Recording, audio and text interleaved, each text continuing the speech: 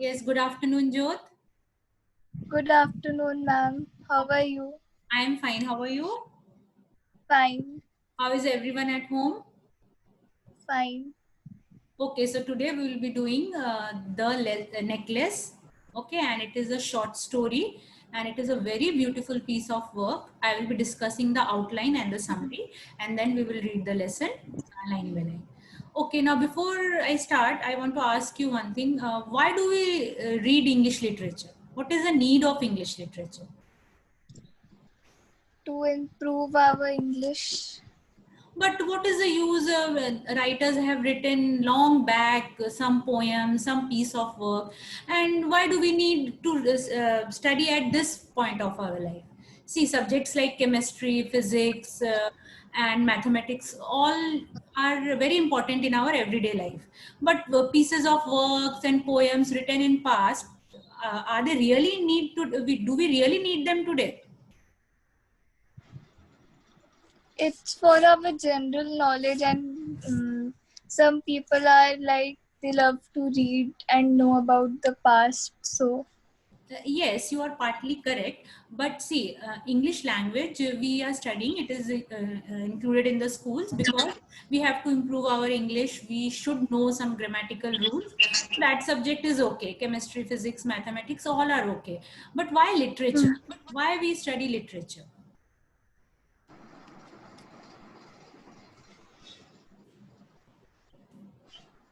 Okay, mm, okay. Don't overthink. I'm telling you. See, now after a hard day's work, everybody wants to relax, no? Suppose mm, you had so many classes today, and then you are having tuition classes, and then you are having some notes work, homeworks. After completing that, you want to relax, you want to chill. So what do? You watch your television or some cinema and you relax, and then you doze off to sleep. So literature is like that only. When we want to relax our mind, we always at previous times people used to read poetries, dramas. They used to watch dramas for their relaxation. So that is the use of literature. That relaxes our mind and it relates whatever we study. We can relate it, and it also churns our feelings and emotions. That is why mm, literature is important. We like to read, and why I told you, because today we will read a chapter, The Necklace, and it has been written by an old writer, a French writer.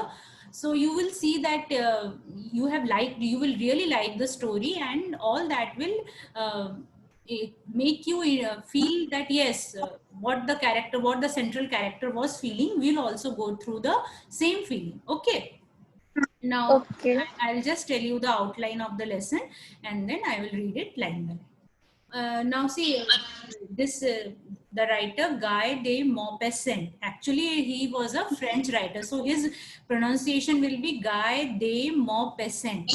Actually, it is ending with T, but here T is silent. Okay. Now, he was a 19th century French writer, and he had written many short stories, about 300 short stories, and all his stories have some twists and turns, and it relates to everyday life. That is why I told you, no, if you will read story, you will feel very good. You will feel that, yes, I am reading something which is natural. You won't feel that whatever I am reading is something artificial or unnatural. So his Mm, characters and his stories are very natural, and they always have some twists and turns. Now see, there is a the story is named Necklace because the central character of the story, Matilda, she is a very pretty and very young lady. And what she does, she is but she's not happy with her life. Okay, she's always mm, complaining and cribbing, and she has got a nice house, a very loving husband, but she doesn't appreciate that. What does she do? She always thinks about having luxuries in her life, like silver footwears and nice dresses and big parties. She dreams of that. Even though she has a nice house and loving husband, she always cribs. So, and then one fine day, her husband comes and tells her that I have brought an invitation for a party, and you'll be very happy to go there. But then she says that she becomes, instead of being happy, she becomes angry at him. She tells him that you have brought this invitation, but what will I wear? I don't have anything very pretty To wear. to wear. Then the husband says that I thought you will be happy. Then she says that I have nothing to wear. Then he suggests that you can wear the dress which you wear to theaters. And then she says that that is not a dress which will be worn at a rich party. So she's not happy. She's not happy. And then the husband says that, okay, I'll give you some money. You buy a new dress. That makes her happy for a short while. And then she somehow manages to arrange a dress for her, which is about 400 francs. Francs is a French money. Okay. So here she arranges her dress for herself, but then what happens, she becomes sad. Then the husband says that, now what's bothering you? Then again she says that, but I don't have a jewelry to wear with this dress. So husband says that you can always wear natural flowers, seasonal flowers, that will look very good with your dress. But she is not happy with that. Then she again starts tripping. Then the husband suggests that, okay, if you want some jewelry, you can always go to your friend and borrow. She has a rich friend to her house she doesn't like to visit. Why? Because whenever she goes to her house, she compares her life with the friend's life. She's not happy with the life. So whenever she goes to that friend's house, she starts comparing herself, and after returning from her house, she cries for days and days. Okay. So here what we are seeing, that the central character Matilda, she has everything in her life, but she's always running for the things which she doesn't have. She has a comfortable house, she has a lovely life, but she doesn't appreciate that. She wants something more. Yes, more. She wants more riches. Then what happens? Then the husband suggests you can go and borrow some jewelry from your friend. And then she goes to her friend's house. She tells her dilemma that this is the problem. I need some jewelry. Her friend is very kind-hearted. She displays all the jewelry which she has, and then she asks her to choose, that you can choose any according to your dress of your choice. You choose any jewelry. Then she chooses a diamond necklace. Okay, now see, there is a twist here. Okay, I'll first let me complete the outline of the story, and then I'll twist. So she chooses a diamond necklace, and she's very happy. Why now? Because she will be able to show off. Okay, so she wears the pretty dress and the diamond necklace to the party, and everybody appreciates her, everybody admires her. She's on the top of the world, she's in the seventh world, and she's enjoying everything. The party ends at about 4 o'clock, and then she returns. Okay, the husband and wife, they both return, and when they are at home, and she thought that, let me have a look of my diamond necklace one last time. So she stands in front of the mirror, and then she tries to see her necklace, but to her horror, what happens? The necklace is not there. Now she gets like, she is utterly disturbed, and she cries. Then the husband says, what happened? And then they both look for the necklace everywhere, in the folds of the dresses, in the house, and then they again go back to the area where they had the party. Everywhere the husband looks for the necklace, but he doesn't find. Now this makes her really worried, because see, diamond is obviously a very costly thing, and everybody cannot afford it. So losing a diamond necklace, that too, it was not hers, it was her friend's. So that made her really worried. Then her husband suggested that you write to your friend that the hook of the necklace was broken. So we will repair it. It will take a week's time, and then we will return you back. So she did the way as the husband told, and then in the meantime they went to the police station. They gave an advertisement in the newspaper, but nothing helped. In a week time, that they could not get the necklace back. Now they were really very sad, and then what they have to return if we take something from somebody, we have to return. So they both have an idea that they can buy the same necklace and then return it back to her friend. So what they do, they go through a shop, a jewelry shop, and they almost the necklace is almost same, but it is extremely costly. It costs 36,000 francs, which was really not into their means, because now the husband had 18,000 francs, which was left to him by his father. and then he take loans from here and there. Somehow they have to leave their apartment, they have to shift to some attic, and then they have to remove the house help also. So all the work she used to do herself only, and then somehow she manages, they manage to collect that amount and buy the necklace and return it to her friend. Then after returning it to a friend, 10 years pass by, clearing all the loans and all whatever they had taken. 10 years passed by, and in the meantime she had become a very now see, she had left her comfortable home and they had shifted to attic, Hmm. and was doing all the work herself. So her hands had turned coarse, her dresses were not so beautiful, she was no more a delicate, charming lady, and she used to talk very loudly, her hair was not well kept, and now she had totally transformed herself only because of thing, because of her own foolishness.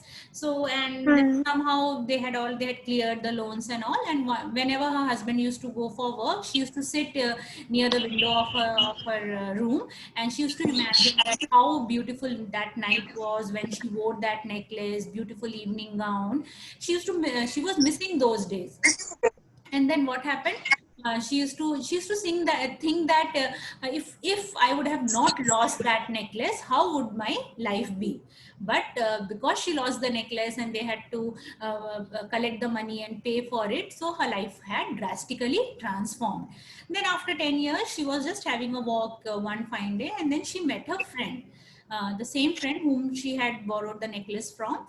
And then she was also having a walk. Then she thought that let me go and in the meantime, before that, she had returned that necklace which they had purchased from the shop, that she had returned to her friend.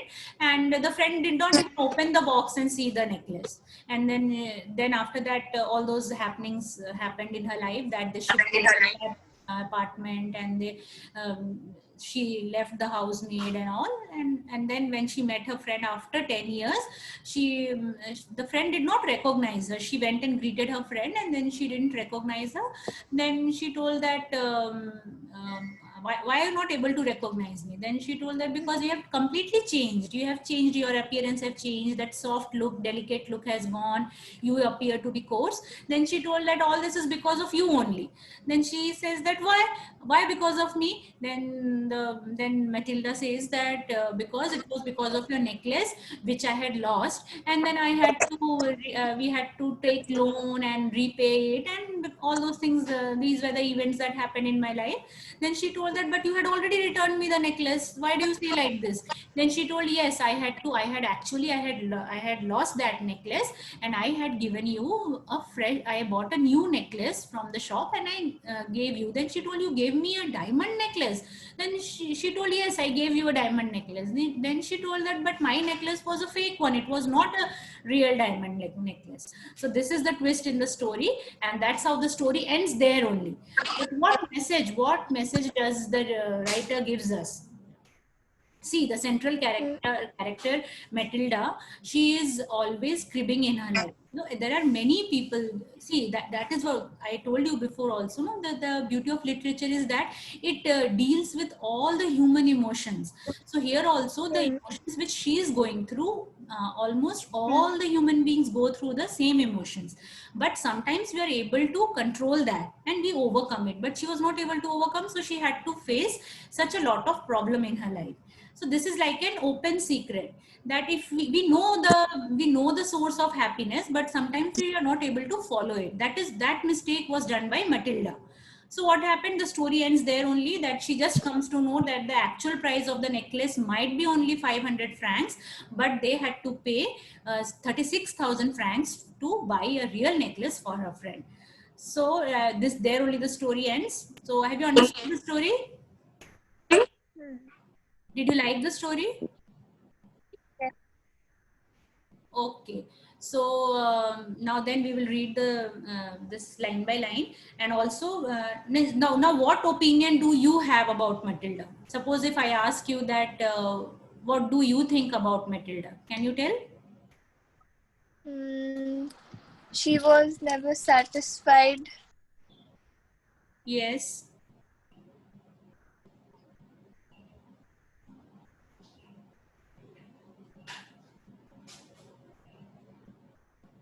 Hello, Jyot, can you? Hello. Yeah. Can you hear me? Yes. Auntie, actually, it's showing that my video has stopped. Yes. I can see that. It's all right, not an issue. Okay. Uh, Okay, so you can. this story tells us that we should be happy with what we have and we should not crave for more, and we should not be selfish in our life. Yes, absolutely correct. Yes. So this is what we are. We get to learn from the lesson, and that's how the story tells us all these aspects of human emotions and feelings, and how with how just because of some minor mistakes, how a person's life can change drastically. Okay. Okay. So have you understood the story? Yes. Okay. So shall we read it line by line? Okay. Okay. Please open the book. Hmm.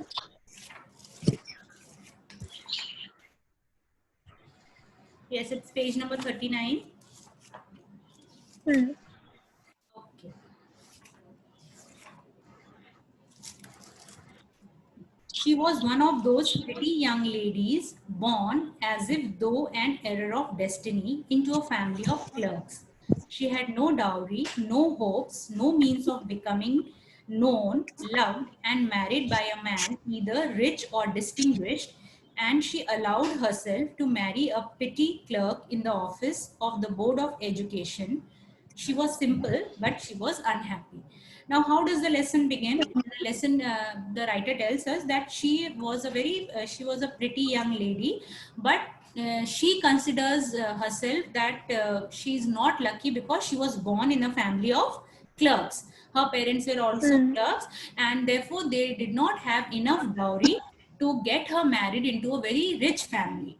So she was married Hmm. to a very normal and ordinary clerk, and who was, see, the information is given that she allowed herself to marry a petty clerk in the office of Board of Education. So she wanted to marry a very rich person, but Hmm. because she belonged to a family of clerk and they did not have dowry, so whom she had to marry, she married a petty clerk in the office of a Board of Education. And she was simple, Hmm. but she was unhappy. So in the very opening paragraph of the lesson, we are told that she is unhappy with her life, only because why, Hmm. she is always wanting something uh, which is not with, like, she always wants something, she wants to be rich, extremely rich. Okay, she admires all the rich people and the way they live, the comforts of the life. So in the very first paragraph, we are told, you underline this, that she was simple, but she was unhappy. Okay. Hmm. Okay. She suffered insensately, feeling herself born for all delicacies and luxuries. She suffered from the poverty of her apartment, the shabby walls, and the worn chairs. All these things tortured and angered her.